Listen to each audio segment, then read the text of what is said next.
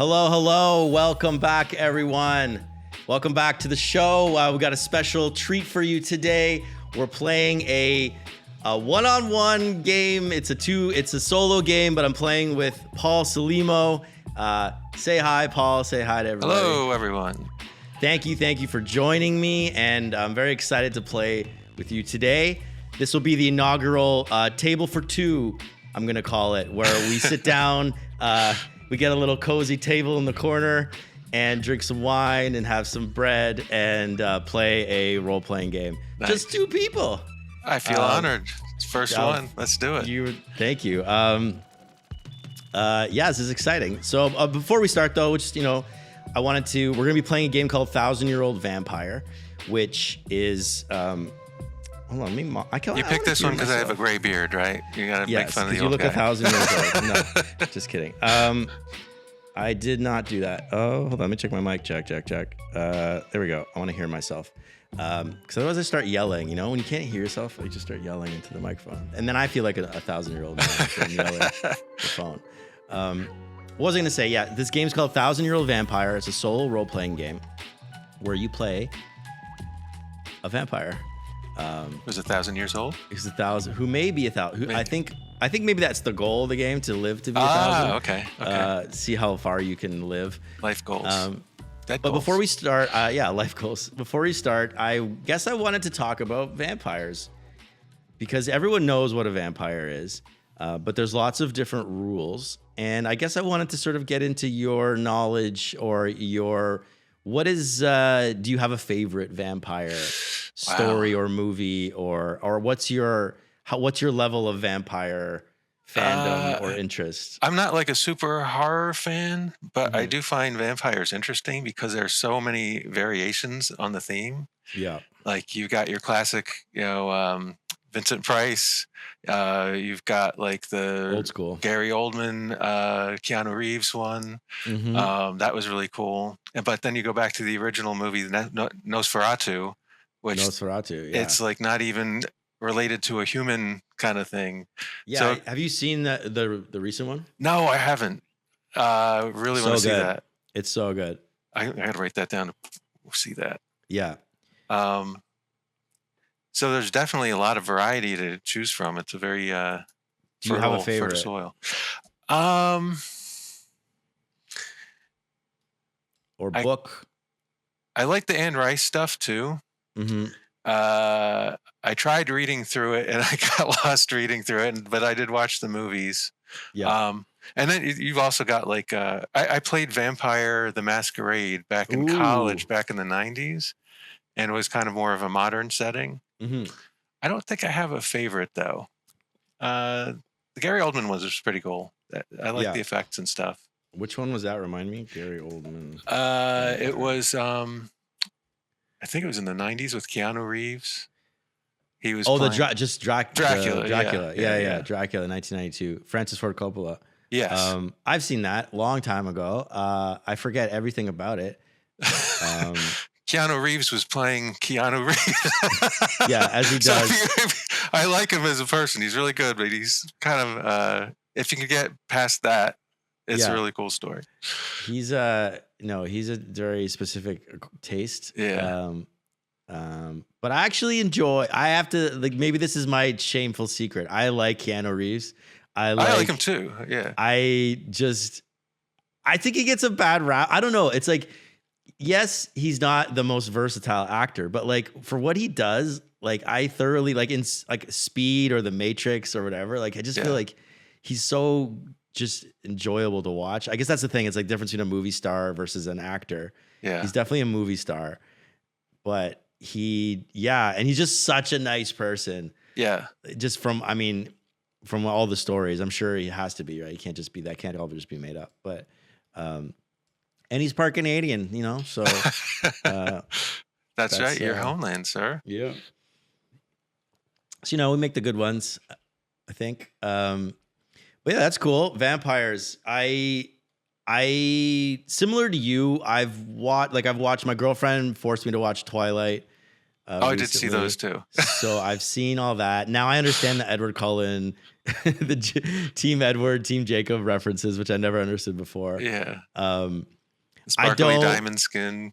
Yeah, his sparkly skin, the Kristen Stewart memes. I don't quite understand the female fantasy of a guy who is resisting to murder you at all times. Yeah, that would get some deep psychology, sexual fantasies, repression. I think it's also just like he loves you so much that he's resisting this urge to, like, his primal urge is like his love for you it trumps his primal urge. Yeah, which maybe that's the underlying psychology there. I think everybody likes a little bit of danger in their life too, but not to like a detrimental level. So it's like you always have like that edge that you're living on, that stress heightens the emotions of everything. Like, is he going to kill me today, or is he going to be my perfect boyfriend? Yeah. It's a little twisted. And as long as he just watches me sleep every night, all night long, that's not creepy at all. Not at all. Not at all. But anyway, so yeah, I've seen Twilight, True Blood. Oh yeah. That. The first season was I remember liking it. I rewatched it recently and I didn't enjoy it as much on the rewatch. Yeah. But I remember loving, it still is a cool premise, like vampires trying to integrate into society. I watched maybe 3 or 4 seasons of that and I was really into that. And then it kind of lost me partway through. Mm-hmm. Yeah, me too. It's hard to make a TV show all the way to the end. Yeah. I never quite do it. I could probably name like 10 TV shows I've watched every episode of in my life. I've watched every X-Files episode. Have you really? Yeah. My God. I'm OG X-Files. When it was on, I was watching it on TV. I used to watch that with my dad back in the day. Nice. We used to watch, that was like our thing. We'd watch, I think there's a X-Files drinking game too. I can't remember what it is. It's something whenever what's her Scully? Sully? What's her? Scully. Yeah. Whenever she said something or something, I can't remember what it was. But yeah, we used to watch that all the time. We should play a game. There's a game called Delta Green. Did we talk about this? No. So there's I don't know if you know the role-playing game Call of Cthulhu. Yes. So it's based on that game, but it's a kind of like X-Files version of Call of Cthulhu, where you play these investigators for this like they're called Delta Green Force, and they're basically investigating like X-Files-y type of. It's basically X-Files. That would be awesome. Game. I had 2 black cats that I had for 17 and 18 years respectively, and they were Mulder and Scully were their names. Nice. Oh my God, that's amazing. They were supposed to be temporary names, but then they just kind of stuck and they fit. That's great. That's awesome. Well, that's amazing. Well, I guess that's enough talk about vampires. Let's become a vampire. All right. Let's get the music going. Oh, nice. Ambiance. Starts with a heartbeat. That's so sexy, David. I like to play a sexy game. Okie dokie Samoki. This is a solo role-playing game in which you will be playing, Paul, and I will be guiding you through it. Your spirit warden through the dark ages of your soul. Let's begin. Loading the PDF. 1,000-Year-Old Vampire is a story game where we're going to tell the story of your life as a vampire. It says it's a lonely solo role-playing game, so that's just a sad beginning. You'll need a 10-sided die and a 6-sided die. Do you have those items? Great. So we're going to be creating a character, a vampire. And we're going to be giving you memories and skills and resources and characters to deal with. And you're going to have a mark, which is your kind of like the thing that is just fucked up about you, basically, that you're trying to hide. That kind of happened when you got turned. But let's just dive in and I'll explain the rules as we go. This is my first time playing it. I've read through the rule book, but it seems pretty... Whoa. That got really loud all of a sudden. Oh, I can't even hear it. Oh, you can't hear it? Oh. The music? Here we go. There we go. Now we go. All right. You missed the heartbeats. It's okay. Vampire creation. Start by imagining a person in the distant past. A Roman emperor, a Mesopotamian midwife, a French knight. This person will become you, your vampire. Imagine when and where they were born and who they were in life. So we're going to start with a memory that includes one experience that encapsulates your history. For instance, I am Henry, son of John, born near the Loire Valley in the 13th century of our Lord. I'm a poor knight swindled out of my inheritance. That's just an example. I'm going to turn this down a little bit. So that's the beginning, and then I'll let you think about that while I go through a little bit more. Okay. Next, we're going to create 3 mortals, which are characters that you know or interact with. These are relationships that you have, relatives, friends, lovers, enemies, mentors, anything appropriate for the time period that you've picked. We're going to describe each character in a few words, and then you're going to give your vampire 3 skills fitting to their lot in life. And these 3 resources, and then 3 resources that you obtained while you were still mortal. Okay. And resources can be almost anything, big or small. A resource is a resource, whether it's an obsidian knife or a fleet of warships. Oh, wow. It's as big or small as you want. It's something that you have and you use, and it's at your disposal. You also have more. You have more than these resources. Like, if you don't say gun, doesn't mean you don't have a gun. But in terms of mechanics of the game, you can't use that gun as a mechanical resource when you're called upon. Okay. You'll be called upon to use one of your resources to affect the situation that you're in. And so you can say certainly have a gun for that moment, but also you're going to have to use one of your resources, your fleet of ships or your whatever else I just said. Mm-hmm. Then we're going to create some more experiences. And then we're going to, lastly, we're going to turn you. And we're buying an immortal creature. Okay. But has anything percolated? The point of this is not to get everything out of the gate correctly. Okay. We can workshop ideas. That's what I'm here for. Okay, good. I'm a sounding board. I'm kind of guiding it. I might have ideas for you as well. But we're kind of playing this together. Okay. But I'm sort of like, it's ultimately your character, so it's your decisions. So what do you got? You have ideas. You have 2 or 3 you're thinking of. You have 1 you really know you already love. Like what? Maybe start with a time period. Like what time period do you think you want to? I was thinking like the first thing that just came to mind. I'm Italian. I was trying to think of European. What kind of country? Kind of maybe something in Italy. Ooh, like Renaissance time. Yeah, or maybe medieval time. Like I was thinking maybe first I had a flash of actually one Roman? of my favorite vampire shows was, I think it was Netflix. Was it Midnight Hour, where there's a priest who is a vampire? Oh, I like that. So I kind of thought like maybe medieval monk might be interesting. That is great. I love that. Sean Connery, Name of the Rose time period. So you want to be Sean Connery? Not necessarily him, just that time period, just kind of that. Although you said like fleet of ships, it made me think like somebody in power might be able to use their vampire stuff to manipulate bigger. And you will become powerful over time. We're going to jump forward through time. And most vampires are rich because of just, they invest in the stock market or whatever. And they compounding interest over time. Yes, compounding interest over thousands of years is the real secret they don't teach you in school. So I love all those. Okay. Do you want to go? What do you want to go with? Monk? We can do that. Yeah. Monk in Italy. Give me a year. And I'm going to preface by saying I'm not a history guy. I know. Okay. So like we can Google stuff or whatever, but like I'm not like, oh yeah, in 1404 this was going on in the world. I'm like, I don't know any of that shit. I'm feeling 1200s, 1258. The 1258. 1258. It was a good year in Italy for monks.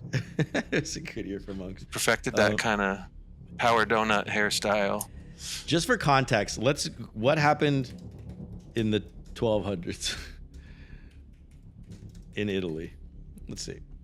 Does Google have anything to say about that? 1200s, 13th century saw the rise of powerful independent city-states like Florence, Milan, Venice, and Genoa, as well as development of thriving merchant class and unique political landscape. Oh, is this like Merchant of Venice? It was like that. Is it that time period? No. It's pre-Renaissance, coming out of the Dark Ages into the Age of Enlightenment. A unique political landscape distinct from the feudal systems of Northern Europe. Okay, this is great. Very cool. Okay, so where do you think you are? This is the rise of the powerful independent city-states: Florence, Milan, Venice, and etc. I would say I kind of like the idea of like maybe an abbey out in the farmlands outside of Florence. Oh, beautiful. Tuscany. Yeah, let's say Tuscany. The rolling hills. Are we making wine out there? Yeah, stomping on those grapes, man. You know. Yeah. Monks who make wine. Okay, I love that. Yeah. So let's see if we've achieved that first. I'm going to share my screen. Okay. With you, because we're going to be writing some stuff down. So we've got this beautifully crafted Google document. Nice. Which we hired many people to design for us. The whole research team is working hard. Yeah, the research team. A team of graphic designers put this together for me. So we're going to write down, this is going to be your first memory. You have 5 memory slots, and each memory slot can hold 3 experiences. Okay. At some point, you're going to start losing memories, which means you have no longer access to those resources and memories, and you start to go slowly mad over time is really the gist of this game. Okay. Because you start losing your memories, you start losing your grip on, your humanity, and so kind of inverse to that compound interest. My mental health is going down. Yes. Rich and crazy. Yeah. Inverse compound crazy. Okay, so we want a sentence that encapsulates their history. So give me a sentence that encapsulates your history, and we'll write it down. I was the firstborn son of a pious farming family who couldn't afford to keep me. So at a firstborn son of a pious what? Family, farming family, who was very poor. So I have a strong memory of my parents sending me away to the abbey to the life in a monastery. Sent to an abbey. Okay, we're gonna keep this short. We don't want I don't want to have to type a lot. No, just because we want to. Great. What do you have? Do you have a name? I'm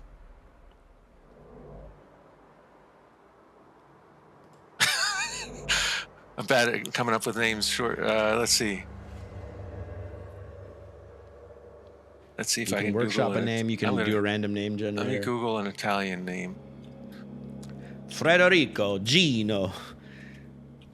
Italian male names in 1200 AD. Antonio.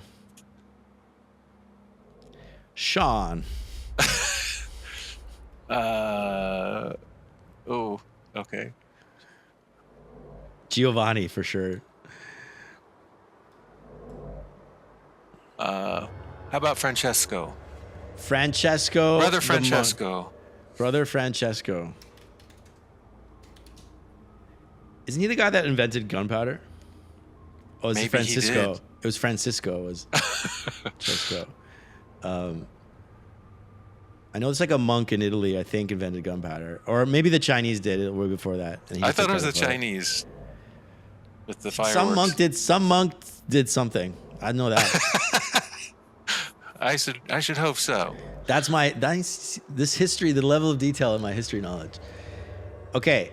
So Brother Francesco was the firstborn son in a pious farming family. And he was very poor, and then he was sent to an abbey at some point in his young life, I'm guessing. Yes. Great. Let's continue. Now, should this memory be associated kind of like in a grouping of kind of similar memories about that time period or that event, or are they completely separate? The way this works, which I'm still kind of learning, is each of your memories is kind of a thematic grouping of experiences. Okay. And we'll be adding to that. We don't really know what that theme is yet. Maybe it has to do with going to the Abbey. I imagine that's what it's going to become. Things to do with your early life in the Abbey. We'll add to that and we'll flesh that out, like that chunk of time. But we'll get to that because the next thing you have to do is you need to create 3 mortals. So the first experience, let's see if we achieved it right. The first experience is a broad summary of the vampire's life before becoming an undead thing. So maybe I'll give you one more sentence to just flesh this out a little bit more. So you're very poor and sent to the Abbey. What was the life at the Abbey like before you were turned?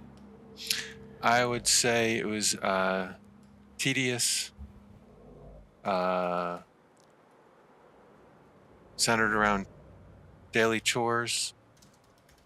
And did you have any aspirations back then or hopes and dreams? Did anything significant happen to you at the Abbey? First thing that popped in my head was maybe he was maybe I, as this vampire, was kind of lonely, child on my own kind of thing. Mm-hmm. Maybe there are other kids there, but I connected with the cats that lived at the Abbey. Fox and Mulder. Yes. And Scully. Okay, cat man. They were kind of my emotional linchpin. Befriended the Abbey cats. Some Abbey cats. I love that. All the farming and the grain and in the storerooms. They had a lot of rats, and the cats were there to eat the rats, and I was friends with those cats. Got it. Okay. Love it. Okay, so your life sucks. I get it. That's fine. That's okay. It's gonna get better. Maybe you like the cats. Maybe you loved being in the Abbey with the cats. I don't know. We're gonna create 3 mortals now. Okay. These are relationships that you had when you're in your mortal life at the beginning. We're gonna describe each character in a few words, but these characters should be important. But also they're not gonna be around for long because you're gonna outlive them quite quickly. So I definitely think there should be like a mentor role at the Abbey. So I don't know what he'd be called. Like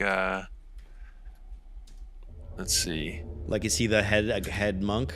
Yeah. He's the whatever, head priest, head monk. Let me see if I can Google what that title would be. Pastor, Reverend, Father. So we can call him Father or something. I don't know if he'd be a Monsignor or whatever. I don't know all the rankings. Honestly, this doesn't have to be. No one's grading this. We can, make it up whatever we want. Abbot. I like the abbot. Head superior so of a monastic community. Love it.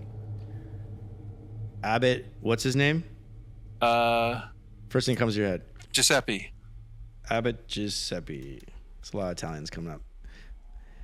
Giuseppe. Okay, and let's describe him in a few words. Elderly, kind, patient. Aw. The father I never had. Father you never had. Because I was sent away. Right. Yes. Okay, I love that. So Giuseppe the abbot, he's your mentor, and he's elderly, kind, and patient, and great. I think that's enough for now. Let's give another one. Let's move this over here.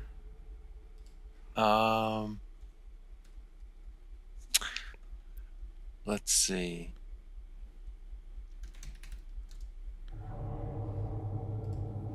Maybe there's another role there who's like a young monk who's kind of a nasty tormentor. Okay. Brother Marco. Maybe he's kind of like a bully. Yes. Tormentor, bully. And then maybe there is once every couple of weeks,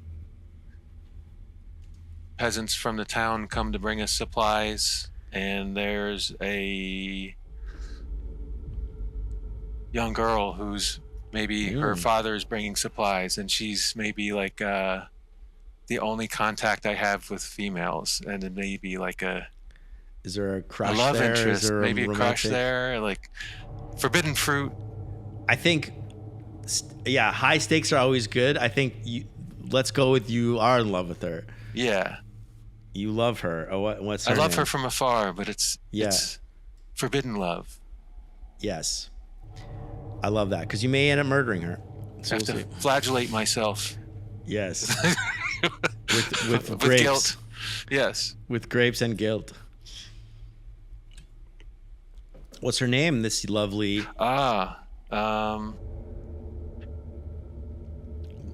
Gabriella. Gabriella. Aww. Gabriella she's what? She's like one of the farmer's daughters or something? Yeah. Is that what you said? Yeah. Farmer's daughters. Love. What should I say? Love interest? Yeah. Or you love her? You love her. You love her. I don't know really what love is. I have no experience, but you love here. I'm convinced I love her. Yes. Okay, I think that's great. How old is she? Or like, let's describe her a little bit, just so we can picture her. She's like. Let's not make anything gross. So let's say we're both around 15. Okay. Oh, you're both 15. Oh, yeah. It's like teenage. Yeah. Teenage love. Okay. 15. Cool. Italian girl, like typical Italian girl. Yeah, like, yeah. I guess this is more in the brown-haired area of Italy, I think. Yeah. Yeah. Maybe brown hair, hazel eyes. Okay. I love that. See how you're starting to feel Francesco. He's got a life, brother Francesco. He's just this 15-year-old kid, and he's living in this monastery, living the life, doing chores and stomping the grapes. So he has no contact with his family anymore. No. Okay.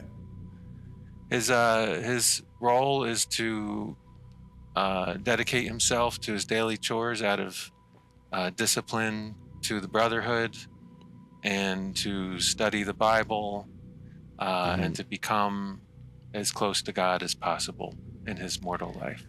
Yeah, well, and he goes very far away from that. Spoiler alert.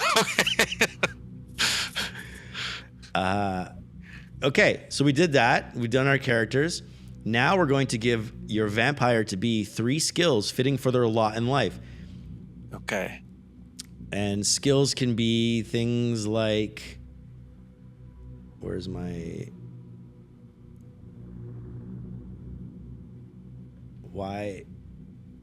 my PDF loading so slowly? It's not what I want. Did you forget to pay the PDF bill, David? Yes. I think it's my computer is maxing out. Okay, skills. Skills describe the capabilities and characteristics of your vampire. They indicate what your vampire can do and what they might do. Swordplay, relaxing banter, operate heavy machinery. I do not blink the sand away, whatever that means. And I teach the Nana Namasaya are all acceptable skills. Okay, so we're just going to come up with 3 skills that are, you're going to learn more skills, I believe, as we go. Okay. But this is the skills you would have as starting out as a monk. So related to my current pre-vampire life. Yes. Well, I'd be super, super good at stomping grapes and making wine. Stomping grapes plus wine making. Okay. I think I would be good at maybe animal husbandry. Tending to the flock of sheep,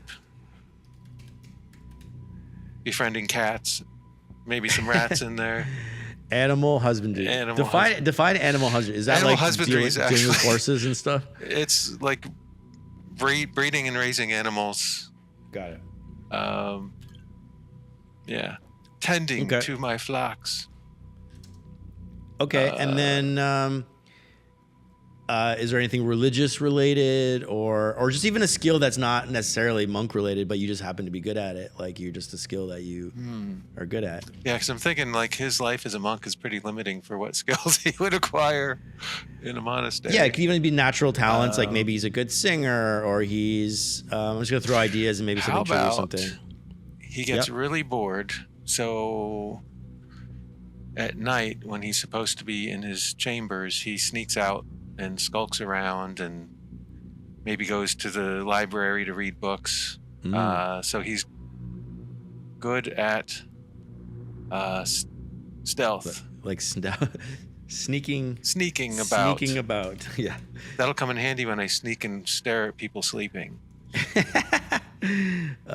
Yes. What was this girl's name again? Almost Bella. Gabrielle sounds like Bella. Francesco sounds like Edward Cullen. I see where this is going. Okay. Love it. Is your rival named Jacob? No, it's Marco. Jacoby. I'm imagining. Jacoby. It should be Jacoby. Brother Jacoby. Brother Jacoby, we're changing it. I love it. Brother Jacoby, Torment werewolf question mark? You know what's funny? Do you know who Derek Jacobi is? British actor? I thought he was a baseball player. He was a British actor. He had a series on BBC where he played a monk who was like, it was like a mystery show, and he played a monk from this time period. Amazing. Derek Jacobi. Shout out, Derek. So played by Derek Jacobi? Yeah. Are we imagining him? Jacoby. He's an older man, so maybe this is him in his youth. Played by younger Derek Jacobi. Yes. Okay. We're really fleshing this. We're really building this world out. Well, we've got season 1 almost cast, which is good. Okay, let's continue the character creation. So now you need to create 3 resources. Okay. What's the context of resources? Just things? So resources are the assets that you have. Let me go back to this. Okay. Resources you obtained while you were still mortal. Remember, resources can be almost anything, big or small. A resource is a resource, whether it's an obsidian knife or a fleet of warships. I will have a set of rosary beads with a crucifix on it. Ooh. I will have an old leather-bound Bible. Oh, it's very monk. In Latin. And I almost wonder if I'd throw something out. Maybe like I was thinking the cats could be a resource. Like you just, I don't know how useful cats are, or something. I would love. This is what I would love. I would love something that ties you to your family, like something you took with you from your childhood that you still keep with you. Okay. And it maybe reminds you of your home. Maybe the Bible I have was our family Bible, and that's all they could give me. That's all they could provide. Okay, love that. And then how about a wooden cart? Perfect. Something useful. Okay. He's you got didn't nothing. Tell me we had a wagon. Do you know that reference? Princess Bride. I love Princess Bride. I don't remember that reference. Oh, we have a wagon? Okay. Great. This is coming together. Now we're going to create 3 more experiences, with each one experience being entered into a separate memory. So these are different memories, and each of these experiences should combine 2 of your vampire's traits. And these are the traits are the things we just came up with. So you can, it could be a experience that has something to do with a character and a resource, or a skill and a character. Okay. Can you scroll back up to those? Yes. traits? All right. Sorry, I lost my sheet. Let's bring it back. Oh no, we're all too many windows. Too many windows on my computer. These are memories? These will be experiences that will be entered into, which will form the combination of experiences forms a memory in a way. The memory is an envelope that contains experiences. Okay.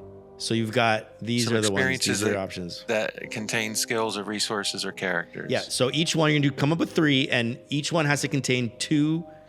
Okay. 2 of your traits. I can give you. Do you want the example from the book if that helps? Sure. Yeah.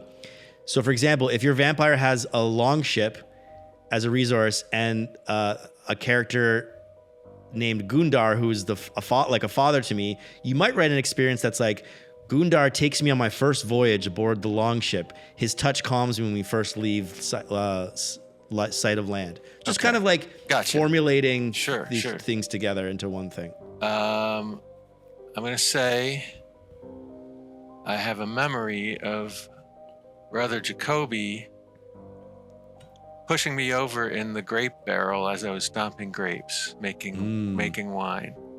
Nice. When the abbot had his back turned, he took a cheap shot and pushed me over in the grape barrel. Bullied me by pushing me into a grape barrel while I was wine making.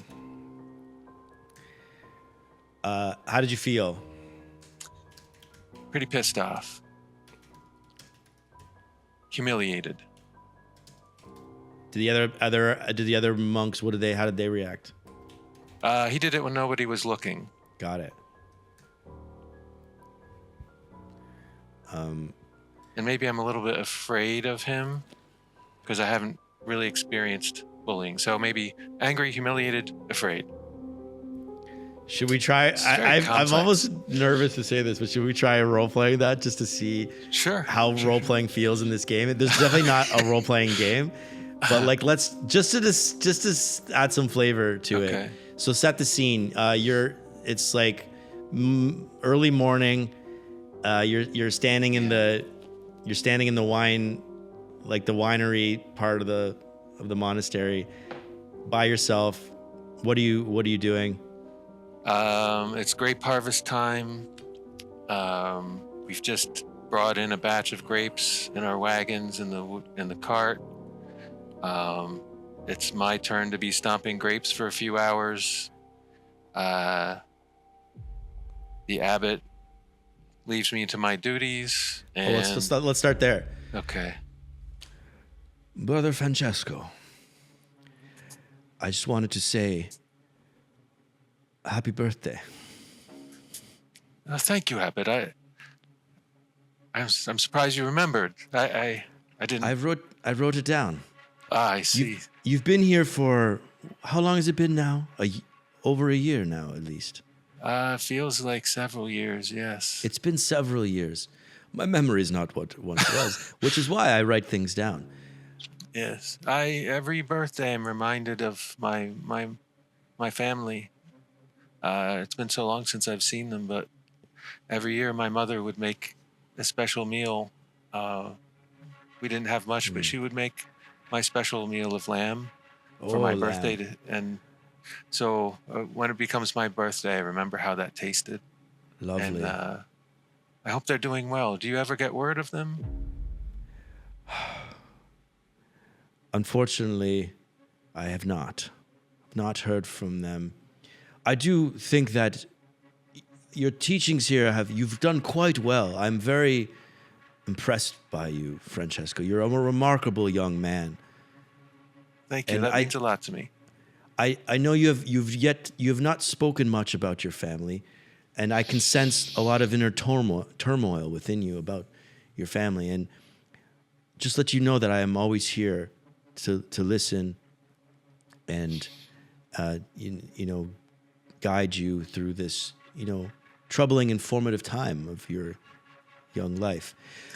On that note, I'm going to go eat breakfast and let you continue with your grape wine stomping. I've got you a little gift, and he hands you a little box, and Thank walks you. away. He walks away. You go back to your stomping. Do you open the box? I'm going to savor it.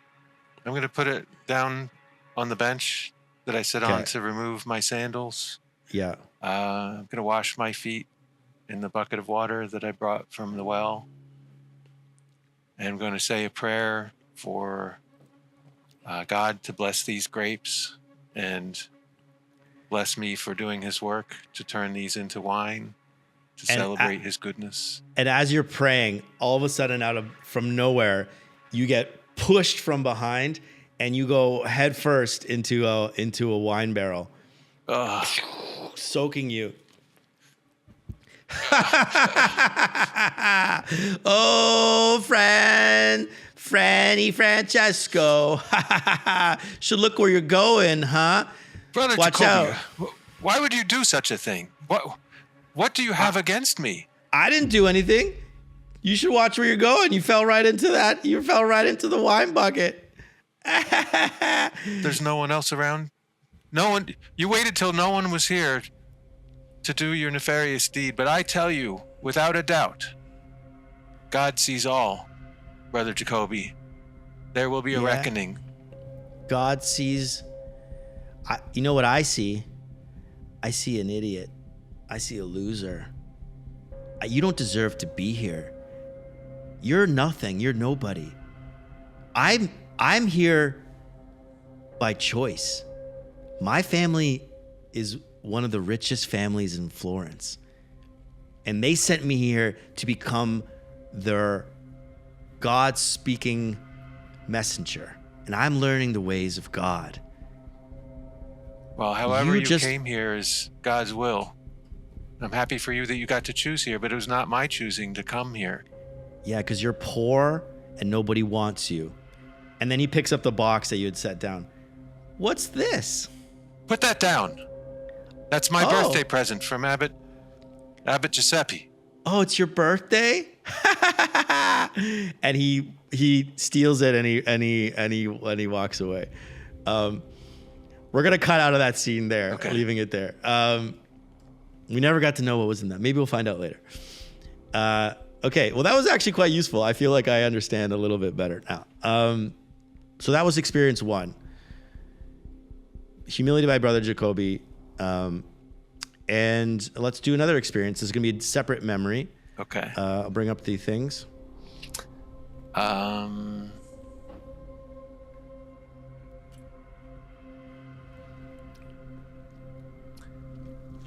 It's a warm morning. I'm sitting in the courtyard after my chores are done, reading through my family's Bible, kind of doing my devotionals. That's what I love to do in my free time. And the Abbey gate opens and a cart comes through. There's an old farmer pulling a wagon pulled by a donkey. They have the supplies for us.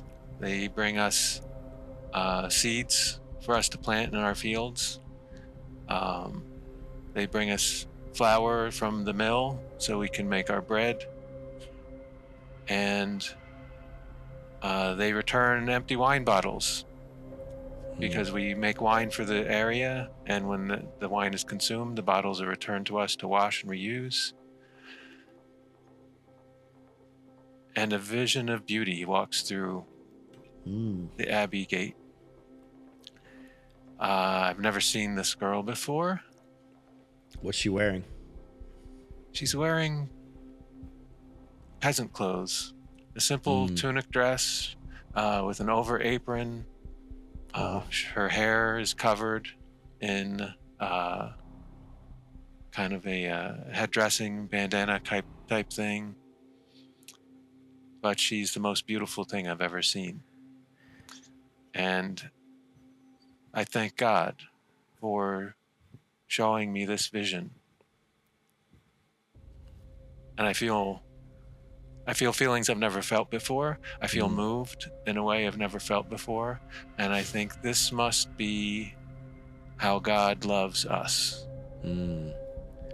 Do you And talk to her, or is this just from afar? You watch her. I just watch. The farmer comes over to you while his daughter's over back by the cart, and he brings a bunch of the wine bottles over. He says, "Hey, brother Francesco, where would you like these? Where would you like these?" He sounds like a vampire already. Where would you like these? Where would you like these? Where would you like these bottles? I can help you take them off of the cart. Do you have more? I'll come and help you. So I use that as an excuse to go to the cart to be. And then he turns. Gabriella, help this young man take the bottles up. Gabriella, that's a beautiful name. Gabriella. She just kind of nods. She's I'm Brother Francesco. It's very nice to meet you. She's very shy. She's kind of like looks down. I've never seen eyes. Is that hazel? Are your eyes hazel? She nods. It's very nice to meet you. And I take a crate, she nods. Start walking it back, and kind of like watch her over my shoulder. Someday I'll watch you sleep. You do see as the farmer pulls away and they take their cart with. This isn't the cart, is it? No, this is their cart. I have my own. I have my own wooden cart, you know. So what's the second? So that was Gabriella. What's this? What's the thing you're tying it to? The Leather Family Bible. I was reading it as I saw her. For the first time. Got it. Ooh, got it. As they walk away, taking whatever. I guess maybe he buys. They're buying wine. What are they doing? No, they're returning the wine bottles to us, and then we give them the wine to supply. Maybe they bring us a little chest of coins that as people buy the wine, or they distribute it to the churches in the area, and then the church sends us the money. I love that. Well, he comes back and he probably takes some wine with him. So as he loads the wine up on the cart and he leaves and they're walking away, you notice that Gabriella kind of like turns back. Oh, I get butterflies. To look at you. And she just has like a little smile as she kind of, as they walk away. I have now set in my daily planner to be available in the courtyard every time they come with supplies. I'm going to be there. Reading Bible meets Gabriella for the first time. Love at first sight. Yeah. Oh, that's so cute. Love it. Okay, one more. Okay. So we've done Bible, Gabriella, Brother Jacoby. I kind of think, I'm going to suggest maybe sneaking about would be a good way to try and get it. Yeah, I just had a thought. One of the nights I'm sneaking about, I can't sleep. I'm tormented by visions of Gabriella. I feel restless. I know it's a sin to touch myself, so I have to occupy myself to do something. I go out to the library. I'm reading books. I'm walking through. I see the cats. Take a cold shower. Yeah. Dunk my head in the well. They're all the showers are cold. A lot of cold showers up in this monastery. And I turn the corner and I run into Abbot Giuseppe, who's looking very disappointed at me. You're not supposed to be out. I'm not supposed to be out. Abbot Giuseppe, do you want to role play this? Sure, yeah. I know I'm supposed to be in my chambers. It's not time for my daily prayers yet, but I couldn't sleep. I was restless, and Satan was tormenting me with thoughts, and I just needed to move to get these. His eyebrows go up at that. Brother Francesco. First of all, you know, it is at sundown. You must stay within the confines of the monastery. That is one of our strictest rules. I know. I know of it. It's not only for your own discipline, which I think that you might need to have a look at. If you cannot even stay disciplined enough to stay in your own room, but it's also for your own safety. My own safety? Yes, you cannot be going about these outside of the grounds after dark. It's just, there are foul things that exist in the night. Do you not know this? And what is this about Satan troubling you? I must confess, Abbot, I've been having impure thoughts. They've been tormenting me. Impure? Yes. Impure in what way? Thoughts of the flesh. I know it's not right, but I'm conflicted. These feelings I have, they feel so pure that surely God must have placed them in my heart. Is this not how he feels for us? Pure love? Yet look, I'm tormented by my son. Yes. My son. And he puts his hand on your shoulder. Impure thoughts of the flesh are not a sin by themselves. What is a sin in life is when we act upon the impulses that we have. That is the true test that a God has given you. He places these thoughts in your head not to torment you, but to give you the opportunity to prove your devotion to him. Oh. Thank God. I thought Satan was at my door, and now I see I was misunderstanding. God is testing me. God is testing you. And you must look within to find the strength to resist these temptations that you have, to leave your room at night, to indulge yourselves in vices and activities which would be seen as impure. Well, that's why I left my quarters to occupy myself with other thoughts, to distract myself. But I understand what you're saying, Abbot. I must face these temptations head on with my faith in my chambers and view it as God giving me an opportunity to test my faith and prove to him how much I love him. Yes. Now, I must discipline you, of course. You know this. So for the next week, you will be washing all of the dishes for everyone after supper.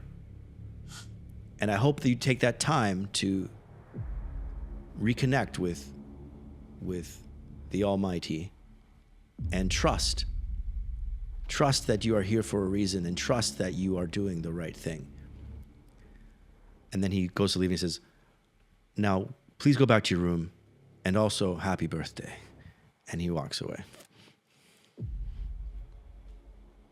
Okay. I go back to my room feeling a little ashamed, but maybe a little heartened that I know how to manage these feelings and what they mean, and dedicated to not failing again. Love it. Sneaks out and gets punished by the abbot,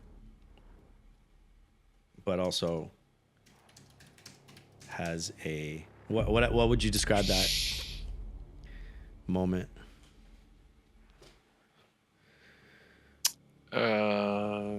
recommitment to my purity. Or to my faith. Purity? Yeah, that's good. I'm trying to think of, have I done this? Oh, I'm doing this in first person, but also to my purity. I snuck out. Snook out? Snuck out. Okay, so we've got a bunch of memories here. All right. Not sure exactly how this all comes together, but let's see. Okay, so we've done that. This is one last step is lastly, we're going to create an immortal. This is the creature that gifted or cursed your vampire with unlife. Create a mark and an experience that explains how your vampire became a creature of the night. Once you finish you will have 3 resources, 3 skills, a mark, at least 3 mortals, 1 immortal, and 1 experience in each of the 5 memories. All right. I've got 2 options that I thought of. One could be that there is a very elderly monk in the abbey that they kind of keep separate from the rest of the group. He's got different chores, just kind of a different daily schedule. And the abbot knows, maybe. That's maybe why he was concerned with me being out, because he knew that this elderly monk is impure, and if I had an encounter with him, I could become impure. The second thought is, on one of my maybe nightly wanderings or something, I did leave the grounds of the abbey. I went outside the walls, and maybe there's a local nobleman or son of the nobleman kind of thing who is a vampire that hunts at night, and I was not in my quarters. Now you can also, like, you don't have to, we're creating our version of what a vampire is in this game. Okay. It doesn't even have to be, that's why they say this is an immortal creature. It could be, doesn't have to be a human that, like, it could be anything. It could be, I thought of another thing. Yeah. What's the third thing? Maybe this abbey is built over a tomb. Ooh. And one of the secret purposes of the abbot is to make sure that that tomb is always sealed and that nobody goes there. And like a crypt. Yeah. And maybe in one of my nightly wanderings, I get really curious and I sneak into this hidden chamber, hidden entrance to the curiosity is just burning. I can't stop myself from wanting to go see what it is. I love that. And I go down into this area and find it's a crypt.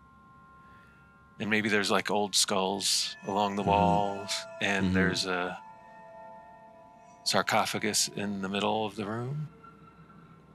And it looks really old, undisturbed. And there's just this voice in my head of like, you gotta see what's in there. What if there's like some holy relic? What if it's, a religious icon that they're guarding? I want to know.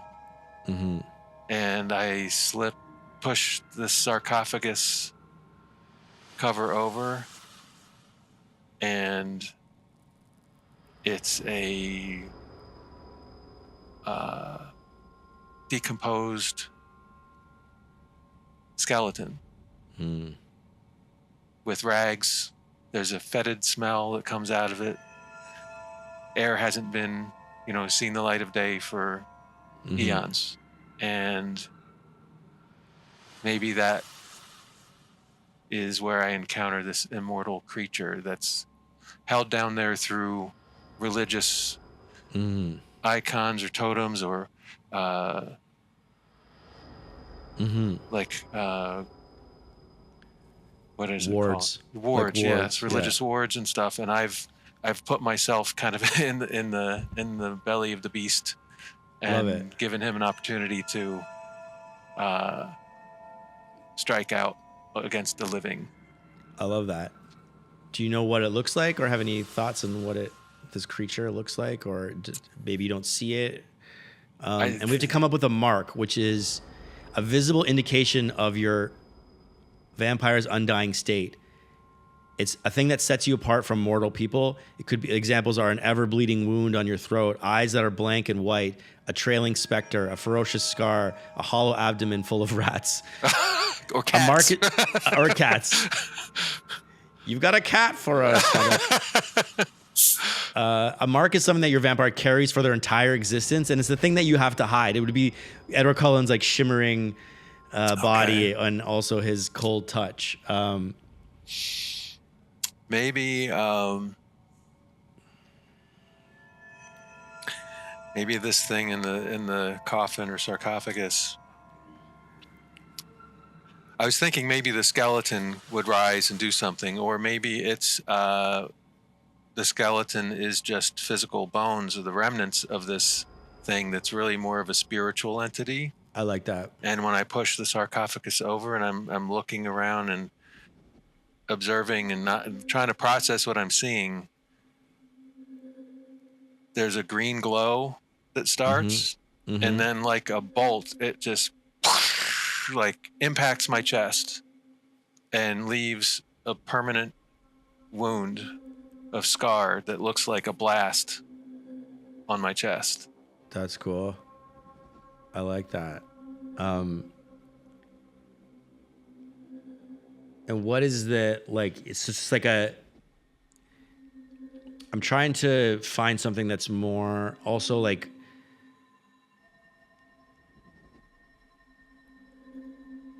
I like that, but I want to add a little more flavor to that in terms of like how does it turn the experience? you? What's the experience? No, just more in terms of like what you're left looking like. Like, does it like, what's the result of that? Like, how about,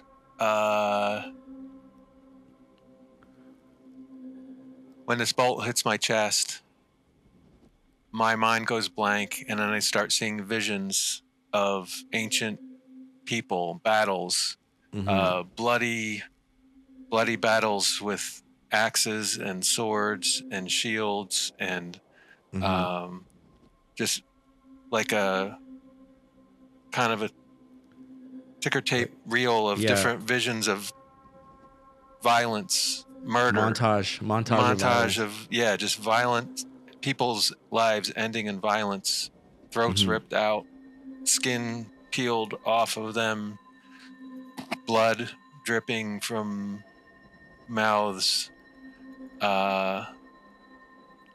and it's just so overwhelming that I feel the life getting sucked out of me. And when I wake up, I come to on the floor, and I feel different. I look at my hands, and they're just kind of desiccated, kind of dehydrated, like wrinkly. I feel my face, and it feels very caved in. Like not that you can feel sallow, but maybe I look sallow. Like maybe I look like I have a plague, like the beginnings of just looking like I might be succumbing to some kind of plague. Oh, so it's like your skin is like getting deformities or just like sunken eyes, kind of caved in cheeks, looking like I've lost weight, looking sickly. Like, oh my God, this guy, a couple weeks from now, he's going to be thrown on the death cart because he's got the plague, and so people might think I actually have the plague because that might have been running around this area during this time. Okay, I love that. So it's a skin condition kind of a thing you're saying. Okay, I love that. So this is their final memory. How does this work? Create a mark. Okay, so snuck down into the crypt, uncovered an ancient presence, I guess. Green blast. Violent montage. Awoke looking like the plague. Yeah. Okay. That's very cool.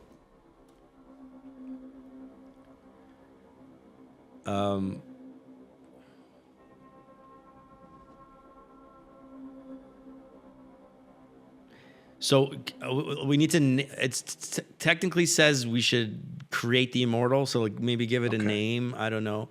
But in this case, I don't think it's not really a person. It's kind of like it's like a evil spirit or something. Yeah. That's down there. But let's give it a name, because maybe you want to research what that was, like what the hell that was down there. It might even be a name like etched on like one of these sarcophaguses, like sarcophagi. Maybe he's not even Italian. No, it's like this is like something ancient. Yeah. Or it could even be like a word, just one word or something. That's like okay.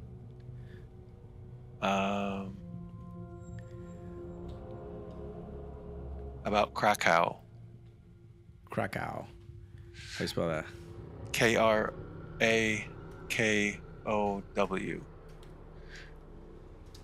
Okay, Krakow. Maybe he was like an ancient warlord from. Can we add another A just so it's like a funky word? Yeah. Maybe an ancient warlord that the Roman Empire was battling against, and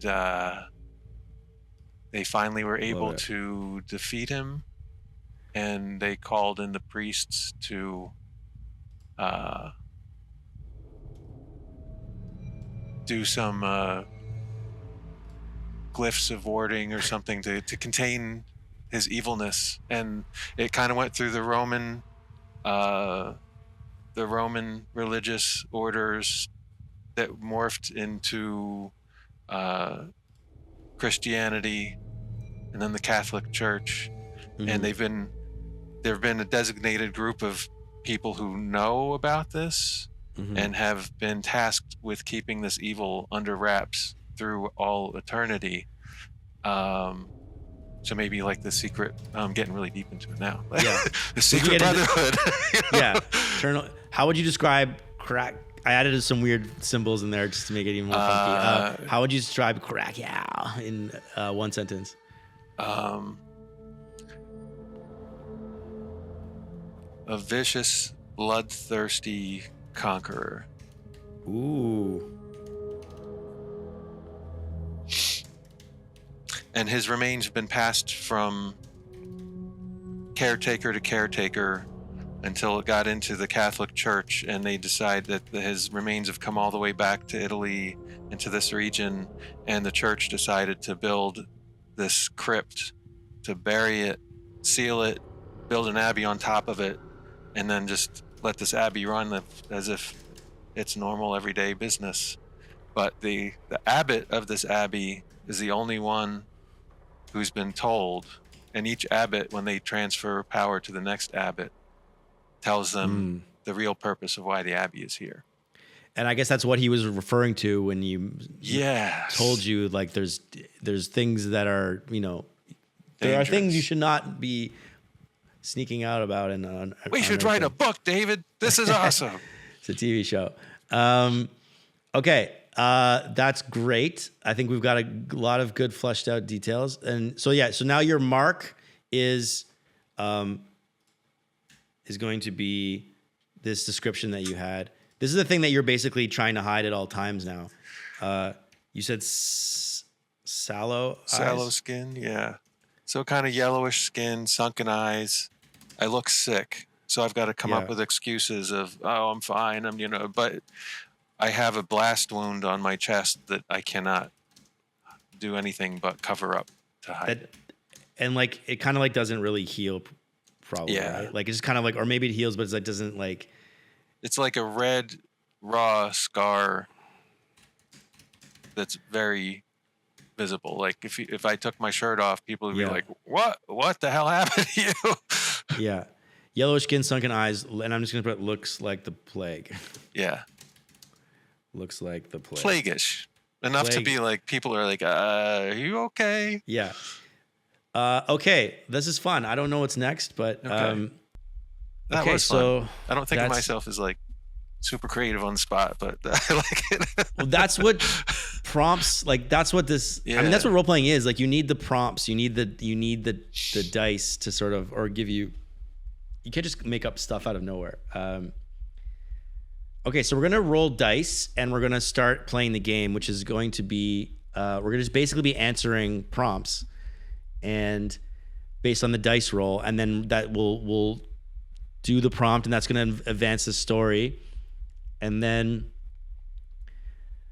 and that's how it goes. All right, cool. I'll give you some tips from the rule book. Overthinking is unhelpful. Oh no, that's my Achilles heel. Not every prompt needs to be. Not every prompt needs to be important. You do not need to explain every decision you make while you answer the prompts. Right. Some of them can be wait till later. Be uncomfortable. Your protagonist is a vampire. Even if you try to keep them decent and humane, terrible and delicious things are going to happen. You should have moments of discomfort. Okay. Like you will be murdering people because you have this thirst. You have to murder people to survive, basically. That's about it. Prompts are opportunities to learn about history. I just thought of something. What? More like flavoring. Maybe after the abbot had told me stay in your room, stay in your damn room. Maybe I still was like plagued by these thoughts, and I was like, I just got to go out and explore. And I came across this crypt thing and went down. And maybe in my mind, this is God's way of punishing me for failing his test of staying in my room and just relying on my faith. So this is like God has scorned me by afflicting me with this horrible affliction. Yeah. I almost wanted, the story writer in me wants to almost escalate that a little bit. Like, what is the thing that you feel like? Did you have a moment with, like, I'm assuming Gabriella and you developed some sort of like something over time. Like, it doesn't have to be a full blown relationship, but like, I think you guys became friendly and like, and then maybe, and she's clearly interested in you. Maybe there was a moment where you failed a test. Like maybe there was something that happened. We don't have to get like sexual about it, but like, I kind of feel like brushed hands, maybe snuck a kiss somewhere. Snuck a kiss. You told her you had feelings for her. She reciprocated. I don't know, but I feel like that would help escalate this feeling of like just you totally more and more tormented by this. Like I'm supposed to be this faithful monk and dedicated, and God is testing me, and I really want to do well, but I keep getting drawn to this girl, and this God wouldn't make me have these feelings if they aren't pure and they aren't right. Like they feel so right, and I tripped up and I kissed her, and I was so tormented by that. I roamed out that night to just try to clear my head and get back on track, and I ran into this crypt, and God was like, no, boom, you don't come back from that failure. And he afflicted me with this. After kissing, I'm just gonna write that in. I love that. After kissing Gabriella, snuck down. We can figure out the details exactly of that later. And then now that feels like this is punishment. Yeah. For his failure with his faith. Oh, with my faith. I keep writing it in. Let me write it in first person.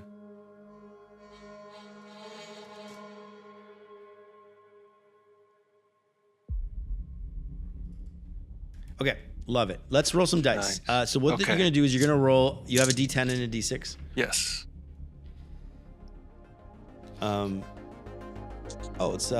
Let's roll some dice right after this.